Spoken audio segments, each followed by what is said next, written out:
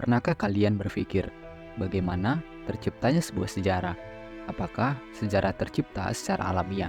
Apakah segala perubahan sosial tercipta dengan sendirinya?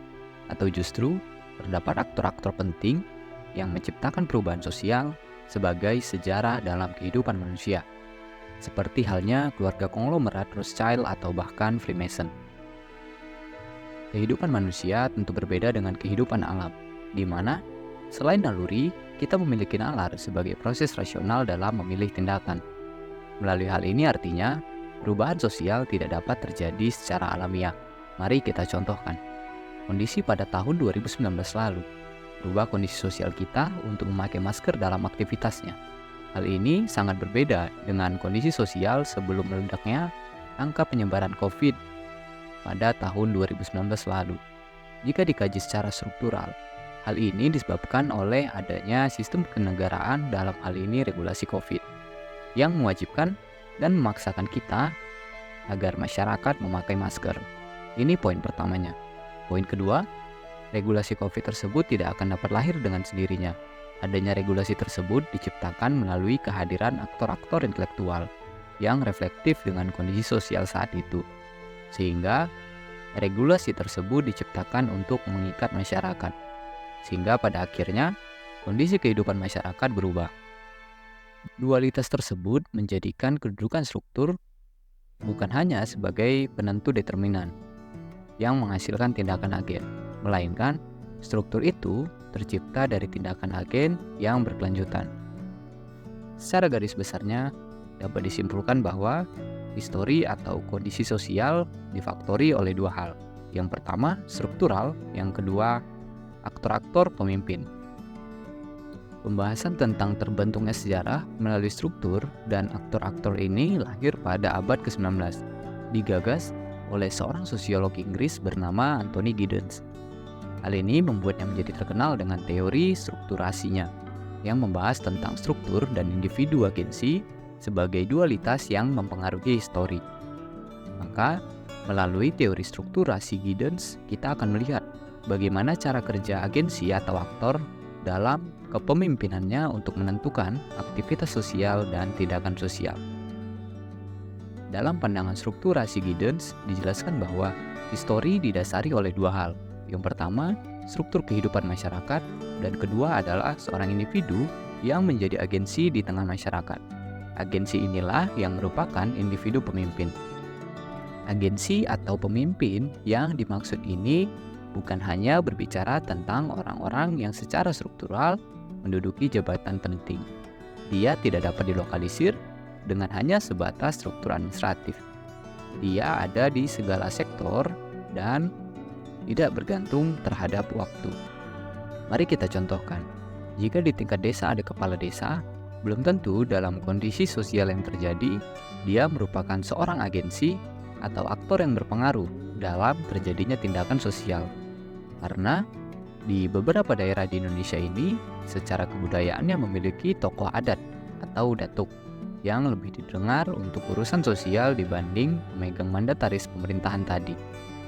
Hal ini dikarenakan terdapat konsepsi kedatukan di tengah masyarakat yang dianggap sebagai orang yang bijak di masyarakat tersebut. Menurut Giddens, para agen harus memulai dari praktik atau interaksi sosial yang terus berulang. Keterulangan tindakan sosial itu membentuk sebuah pola yang berjalan secara berulang kali dalam lintas ruang dan waktu. Giddens membedakan 3 dimensi internal pelaku, yaitu yang pertama, motivasi tak sadar, yang kedua, kesadaran praktis, dan ketiga, kesadaran diskursif. Menurut Giddens, individu adalah agen yang memiliki banyak pengetahuan dan kemampuan untuk memahami tindakannya sendiri. Mereka bukan lapisan budaya atau para penopang hubungan-hubungan sosial belaka. Akan tetapi, mereka adalah para aktor terampil yang memiliki pengetahuan yang banyak tentang dunia yang mereka geluti.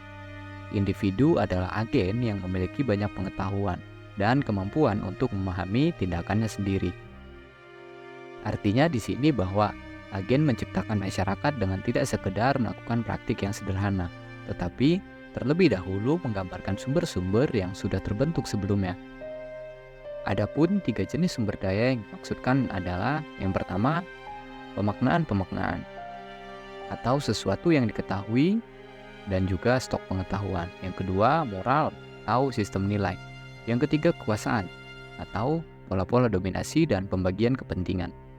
Dalam teori strukturasi, aktor atau manusia itu diproduksi terus-menerus dalam kehidupannya, dan kehidupan tersebut direproduksi setiap hari dalam ruang dan waktu. Strukturasi juga disebut sebagai kegiatan sosial yang membatasi waktu dan ruang, karena adanya dualitas struktur. Dalam konteks ruang dan waktu ini, faktor dipandang sebagai bagian dari proses yang berjalan terus, bukan sebagai kumpulan tindakan yang terpisah-pisah. Konsep lain dari teori strukturasi yaitu rutinasi. Rutinasi ini menjadi elemen dasar dalam kegiatan sosial sehari-hari yang menunjukkan sesuatu yang diulang-ulang di kegiatan sosial dalam lintas waktu dan ruang.